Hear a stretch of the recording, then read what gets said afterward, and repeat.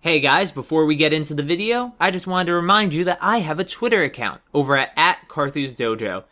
Head over there, follow me, send a tweet at me, and I'll reply right away, and we can have a cool discussion about Dragon Ball. If you want to have a voice chat discussion, check out the Discord. The link's in the description. You get invited right away. As long as you behave yourself somewhat, you can stay around.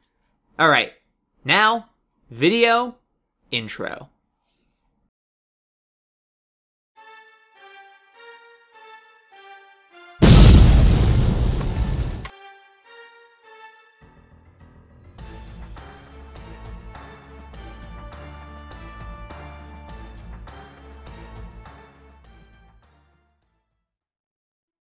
Hello everyone, I'm Carthu and welcome back to the dojo.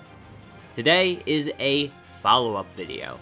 That's right, I don't do these very often, but my initial video on Broly, why he lost his tail, and what that could mean for his power, and how King Vegeta actually made a mistake in removing Broly's tail, as I theorized in that video.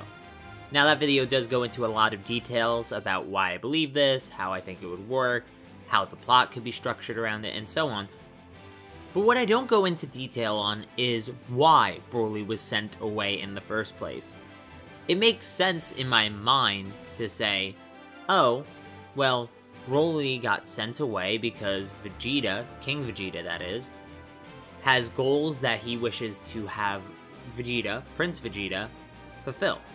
And sure, maybe, but I don't think that's quite the case. At least not entirely, and definitely not anymore. Because it does seem a little weird just to send him off. A lot of people did point out to me that wouldn't it make more sense for King Vegeta to keep Broly around if Broly is so powerful, and that way he has a powerful Saiyan with an Ozara form, potentially could take out Frieza, and then maybe he could dispose of him later, or the Saiyan could be loyal to Vegeta, thus giving King Vegeta and potentially his son Vegeta an immensely powerful bodyguard, and a sparring partner for Prince Vegeta to get stronger against, things like that. There's a lot of actual methods here that could allow King Vegeta to see merit in keeping Broly on planet, and alive at that. But what if there was a different reason? An outside force that pushed King Vegeta into feeling it was entirely necessary to remove Broly from the planet and from life in general. Well, we have to go to the dreaded, I know, Dragon Ball Minus for this.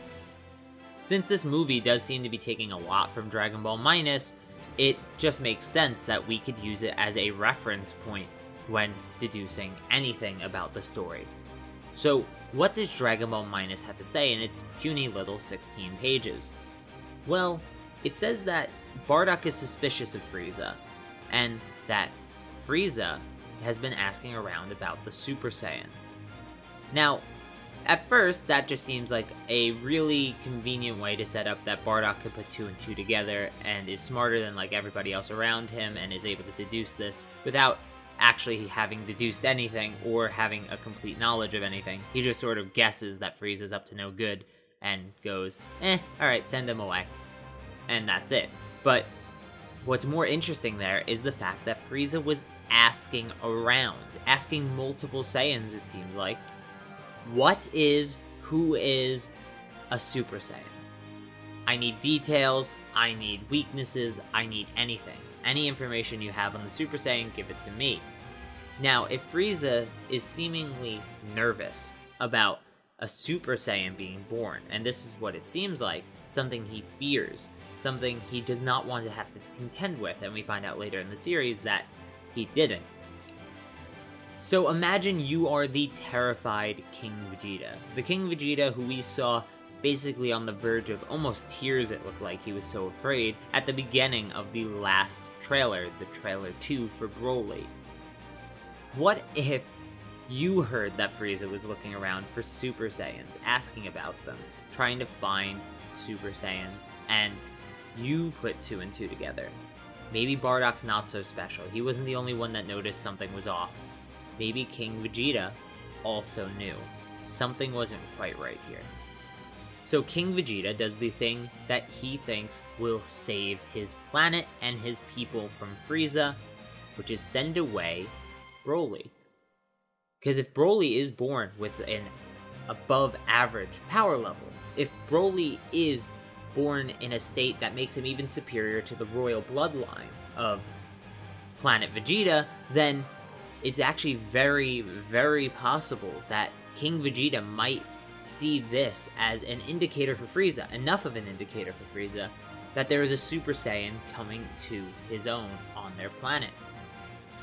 So, the only logical step there is to remove that Super Saiyan from the equation, because Frieza could very well destroy the planet while this child is still a child, infant actually.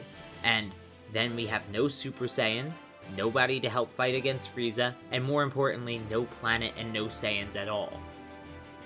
It's actually very likely that at the very beginning of this trailer, they are threatened as a species, as a race, as a planet, by Frieza and King Cold with total annihilation. Frieza and King Cold come to Planet Vegeta and threaten to wipe them out if they don't serve. And that's that. It's that simple. Easily explaining the fear on King Vegeta's face if he wasn't threatened and just asked to serve. No, he wasn't asked, he was threatened into it. Do you think the prideful Saiyans would really serve without a threat? Of course not. So, that's it guys. Shorter video today. So in conclusion, King Vegeta basically sacrifices Broly as an attempt to save Planet Vegeta. He's skeptical, much like Bardock, of Frieza calling all the Saiyans back and asking around about a Super Saiyan.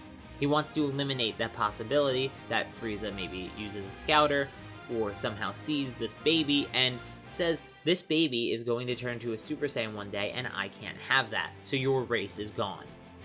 And that's it.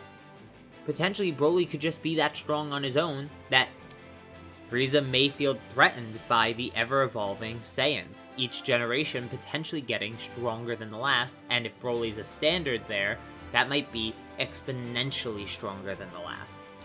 So all in all, this would actually change King Vegeta's motive from a selfish one to his own ends, his own goals, to a moral gray.